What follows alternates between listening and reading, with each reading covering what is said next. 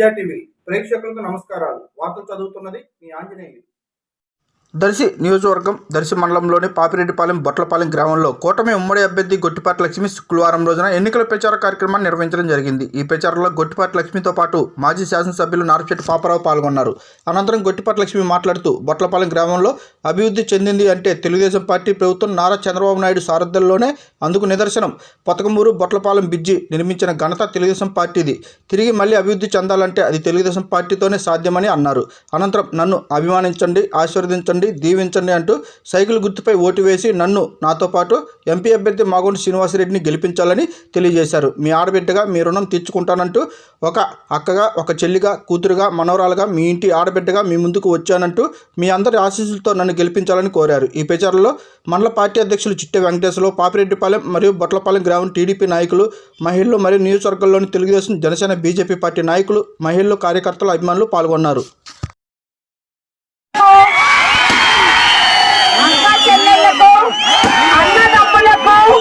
Telugu Desam, Janasena, BJP కుటుంబ సభ్యులకు,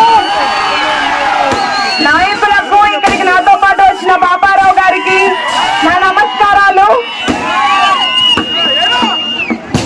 Telugu Desam party అంటే అభివృద్ధి, అభివృద్ధి అంటే తెలుగుదేశం పార్టీ. ఇప్పుడు జన సైనికుల శక్తి ఉంది, బీజేపీ సహకారం ఉంది. తెలుగుదేశం, జనసేన, బీజేపీ కూటమి గెలుస్తుంది. చంద్రబాబు నాయుడు గారు ముఖ్యమంత్రి అవుతారు. నేను ఇక్కడ ఎమ్మెల్యేగా వస్తాను, ఎంపీగా మాగుంట శ్రీనివాసరెడ్డి గారు వస్తారు. మీ చిరకాల కోరిక అయిన ఇళ్ల పట్టాలను అందరికీ అందజేస్తాము. 30 ఏళ్లుగా పట్టి పీడిస్తున్న తాగునీటి సమస్యకి ఒక శాశ్వత పరిష్కారం చూస్తాము. చంద్రబాబు గారు ఇంటింటికి కుళాయి పంపిస్తామని హామీ ఇచ్చారు. మహిళలకు పెద్దపీట వేసిన పార్టీ అంటే తెలుగుదేశం పార్టీ. డ్వాక్రా రుణాలు, డ్వాక్రా సంఘాలను సృష్టించింది తెలుగుదేశం పార్టీ. మహిళలకు ఆస్తిలో హక్కు, స్థానిక సంస్థలో రిజర్వేషన్లు, ఉద్యోగాల్లో రిజర్వేషన్ ఇచ్చింది తెలుగుదేశం పార్టీ. నా వెంట మహిళా శక్తి ఉంది, మహిళా సైన్యం ఉన్నారు. కొంతమంది ప్రత్యర్థులు మాట్లాడుతున్నారు ప్రతి 5 సంవత్సరాలకి ఇక్కడ నాయకులు మారుతారని. కానీ వాళ్ళకు ఒక మాట చెప్తున్నాను, ఒక్కసారి చరిత్ర తిరిగేసి చూస్తే గొట్టిపాటి వారు ఎప్పుడూ ప్రజా మనుషులే. ఏ నియోజకవర్గానికైతే వాళ్ళు వస్తారో ఆ నియోజకవర్గం అభివృద్ధి వైపు పరుగులు తీస్తుంది. గొట్టిపాటి హనుమంతరావు గారు మా తాతగారు, మా నాన్నగారు గొట్టిపాటి నర్సయ్య గారు, ఓటమి లేని నాయకుడు మా బాబాయ్ గొట్టిపాటి రవి గారు ఎప్పుడూ ప్రజాపాలనలో ఉన్నారు.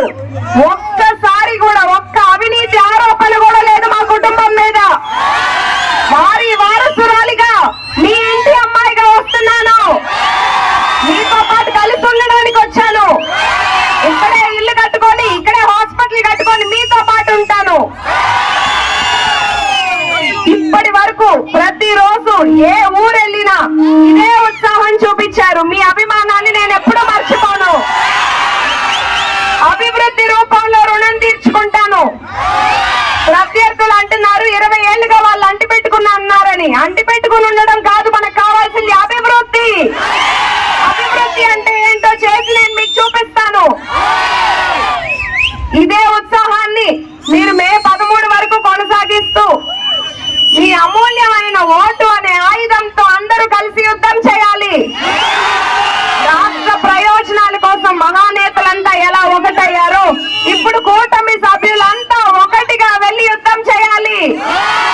సైకిల్ గుర్తుకు ఓటేసి నన్ను ఎమ్మెల్యేగా, ఎంపీగా మాగుంట శ్రీనివాసరెడ్డి గారిని గెలిపించండి.